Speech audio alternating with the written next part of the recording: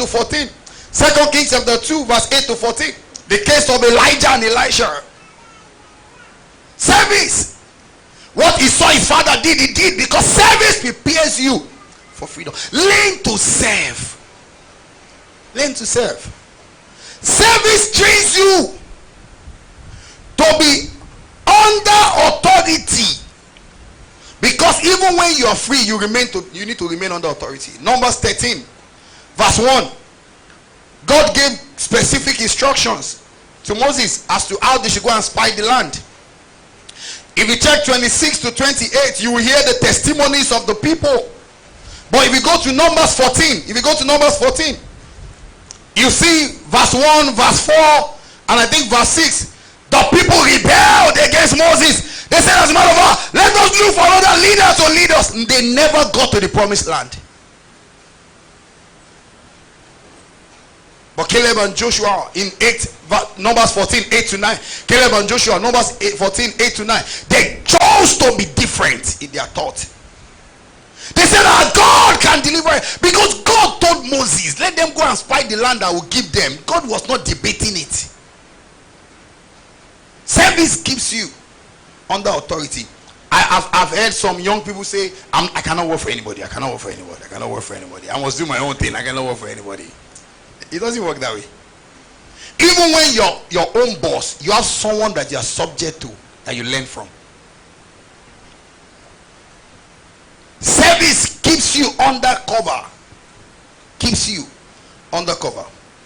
Let me run because of my time. As I was pondering on this, I saw that whether you like it or not, obedience keeps you away from trouble. Deuteronomy 14 or Deuteronomy 11 rather. Obedience keeps you away from trouble. Say that guy is a good boy. You know the people they call good boy? Do you have good boy here? Okay, I'm the only one that is a good boy. Say that guy. You know the people they say he's a good boy. He's a good boy. Every time his brother tells him to do, he would do. Everything his father tells him to do, he would do. Everything they tell him to do, he would do. Say that guy is a good boy. Check every good boy. They always end up being great in life and greater than the people that they were good to. Numbers 11 verse 1. Therefore you shall love the Lord your God and keep his charge, his statutes, his judgment, and his commandment always. Verse 8. Therefore you shall keep every commandment which I command you today, that you may be strong and go in and possess the land which you cross over to possess.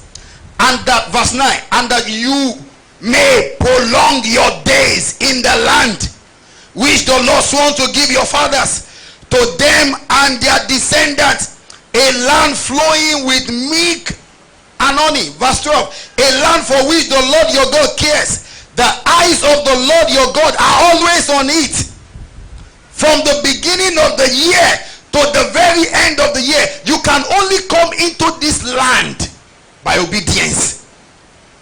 And the eyes of the Lord from the beginning of the year to the end of the year is open unto everyone that is in the land of obedience. Verse 13. And it shall be that if you earnestly obey my commandment which I command you today, to love the Lord your God and serve him, service, with all your heart and with all your soul, then I will give you the rain for your land in its season, the early rain and the later rain, that you may gather in your grain, your new wine, and your old oil. Verse 21. That your days and the days of your children may be multiplied in the land of which the Lord swore to your fathers to give them, like the days of the heavens above the earth. Obedience allows you access to the treasures of God in heaven. Learn to be obedient.